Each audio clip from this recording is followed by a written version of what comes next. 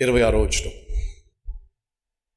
ఆయన సముద్రం మీద నడుచుట శిష్యులు చూచి తొందరపడి భూతమని భయము చేత కేకలు వేసిరి.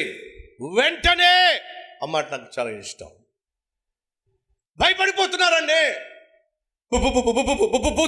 భూతం భూతం భయపడిపోతున్నప్పుడు అక్కడేముంది? వెంటనే. నా దేవుడు ఆలస్యము చేసేవాడు కాదు. నువ్వు భయపడుతున్నప్పుడు, భీతి గుండా వెళుతున్నప్పుడు, నేను చావు నువ్వు చావు అని వదిలిపెట్టేవాడు నా దేవుడు కానే కాదు.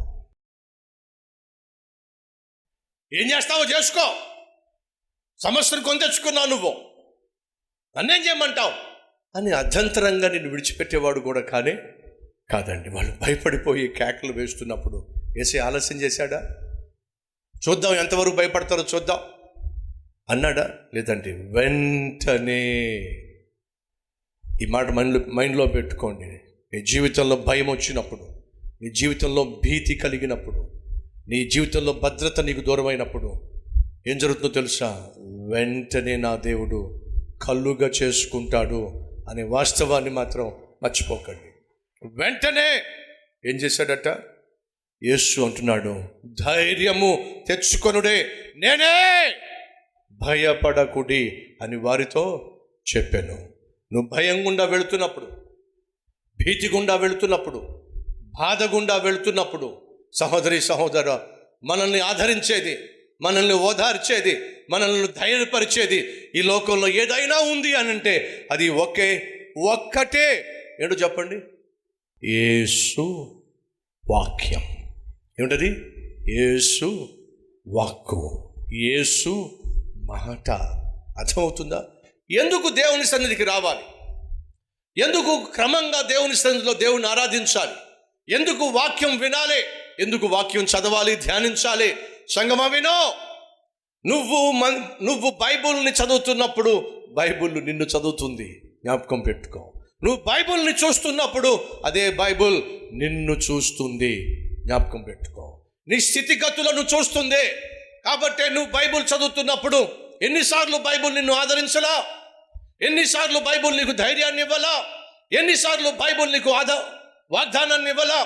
ఎన్నిసార్లు బైబుల్ నీ కన్నీటిని తుడవాలా? ఎన్నిసార్లు నువ్వు ఆదరణ కోల్పోయి అల్లాడిపోతున్నప్పుడు బైబుల్ నిన్ను ఓదార్చలా? ఎలా తెలిసింది బైబుల్కి నీ స్థితి ఏమిటో? ఆ బైబిల్ ఏంటో తెలుసా మీకు? ఆది అందు వాక్యం ఉండెనో, వాక్యము దేవుని యొద్ద ఉండెనో, వాక్యమే దేవుడై ఉండెనో, ఆ వాక్యమే కృపా సత్య సంపూర్ణునిగా మన మధ్య సంచరించెను. ఆ వాక్యమే ప్రభు అయిన యేసుక్రీస్తు. వాక్యాన్ని చదువుతున్నప్పుడు ఆ వాక్యం నీతో మాట్లాడుతుంది. కారణం ఏమిటంటే సజీవమైనటువంటి వాక్కు, సజీవమైనటువంటి యేసు. మర్చిపోకండి.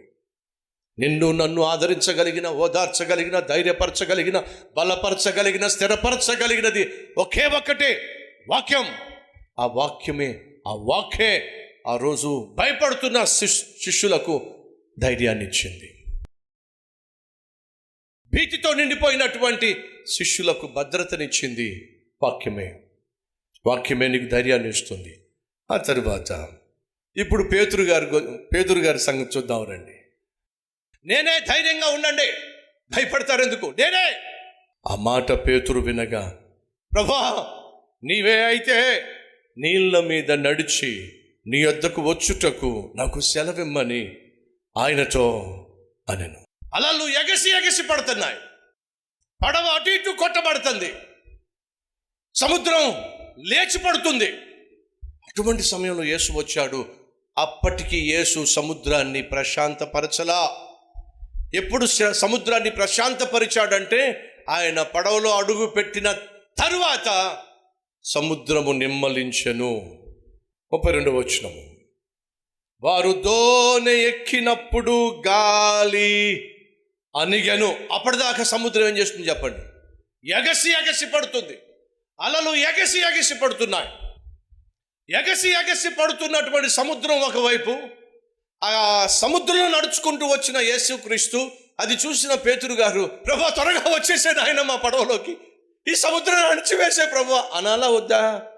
అనలేదండి.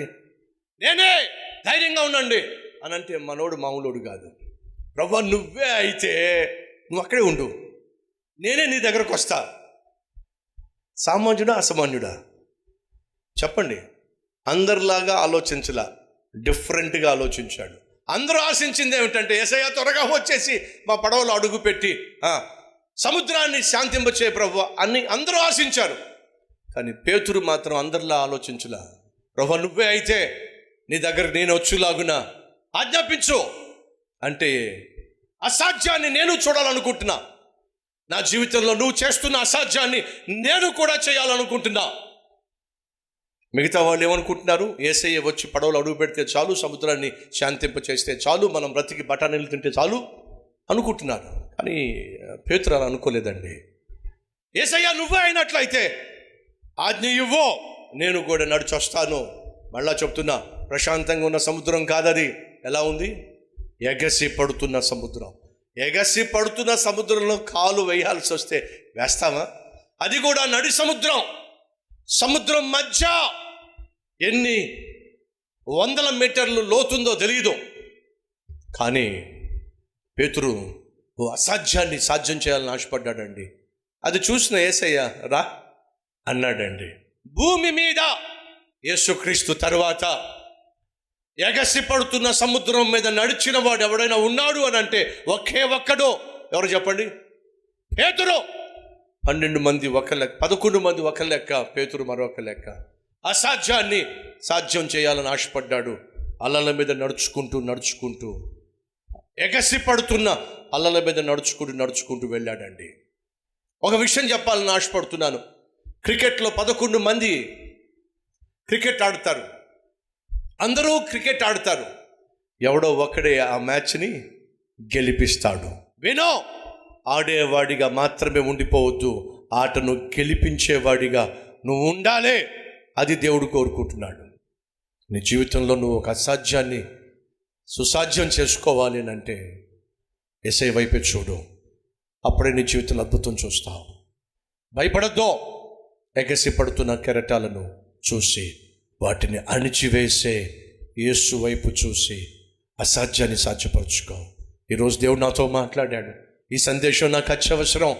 దేవుడు ఉన్నాడో, వాక్య స్వరూపిగా ఈరోజు మన మధ్య ఆయన సంచరిస్తున్నాడు. ఈ సందేశం నా కోసమే అన్నవారు మీ హస్తాన్ని ప్రభు చూపిస్తారా?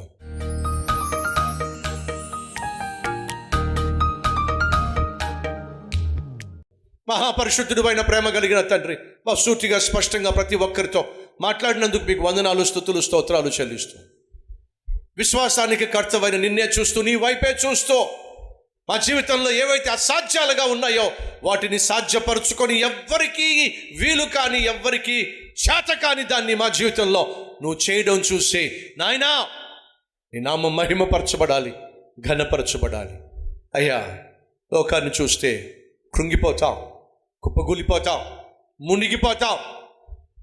ఈరోజు మాలో చాలామంది మునిగిపోతున్నారు, కుప్పగూలిపోయారు, కృంగిపోయారు, అడుగుతున్నారు, ప్రభువా నన్ను కనికరించయ్యా, ప్రభువా నన్ను రక్షించయ్యా. అడుగుతున్న ప్రతి ఒక్కరి వైపుని చేయి చాచి అయినా లేవనెత్తయ్యా, లేవనెత్తయ్యా, నిన్ను వెంబడించే విధంగా సహాయం చేయమని, నీ కొరకు జీవించే జీవితాన్ని ఇవ్వమని యేసునామం పేరట వేడుకుంటున్నాం తండ్రి. ఆమెన్.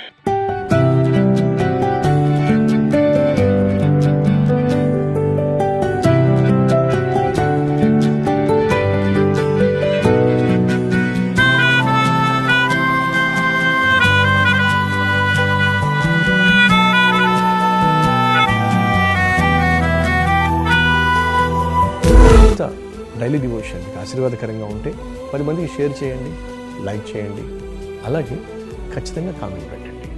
మళ్ళీ రేపు ఇదే సమయంలో మరొక అద్భుతమైన డైలీ డివోషన్ మీ ముందుకు రాబోతున్నాను. అంతవరకు సెలవు.